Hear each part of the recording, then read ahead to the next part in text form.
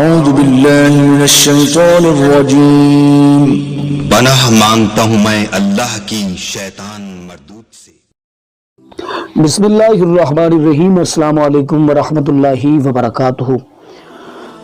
شب برات کی رات نبی اکرم صلی اللہ علیہ وآلہ وبارک وسلم کا معمول کیا تھا؟ حضور اس رات کیا کرتے تھے اور یہ رات حضور کیسے گزارتے تھے؟ یقیناً آپ سنیں گے تو آپ 15 شعبان کی رات سونا بھول جائیں گے، اور اس کے حوالے سے حضرت اما عائشہ صدیقہ سلام اللہ علیہا کیا فرماتی ہیں، اس کی مکمل تفصیلات آپ کو بتانے سے پہلے میری آپ سے ریکویسٹ گزارش ہے کہ اگر آپ نے ابھی تک ہمارا چینل سبسکرائب نہیں کیا تو ہمارے اس چینل کو کریں سبسکرائب اور بیل آئیکن کو دبائیں تاکہ اس طرح کی لیٹسٹ اور نئی سے نئی ویڈیو آپ تک بآسانی پہنچ سکے۔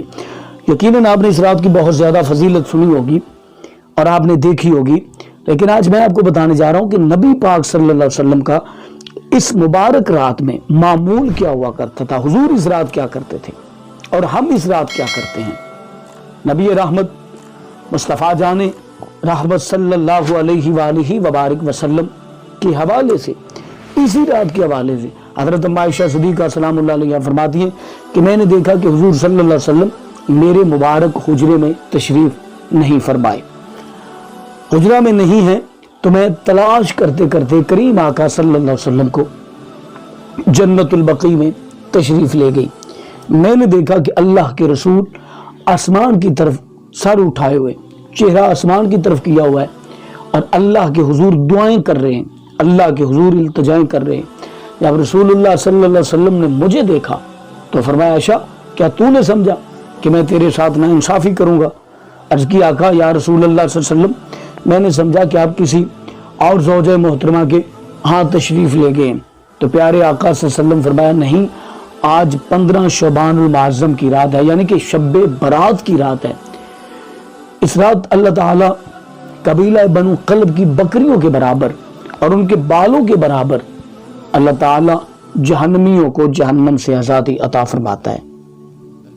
تو دوسرے مقام پر نبی پاک صلی اللہ علیہ وسلم نے یہ بھی ارشاد فرمایا کہ اللہ رب العزت اسی رات یعنی کہ شب رحمت، شب برات کی رات، برات والی رات آسمان دنیا پر نزول فرماتا ہے، اور اللہ فرماتا ہے کوئی بخشش مانگنے والا میں اسے بخش دوں، ہے کوئی بے روزگار رزق حلال مانگنے والا میں اسے رزق حلال عطا فرما، ہے کوئی نیک اور صالح اولاد کا طلبگار اسے نیک اور صالح اولاد عطا فرما، ہے کوئی مجھ سے میری شیان شان عرض کرنے والا، فریاد کرنے والا، جہنم سے آزادی مانگنے والا، جنت کا طلبگار میں اسے عطا کروں۔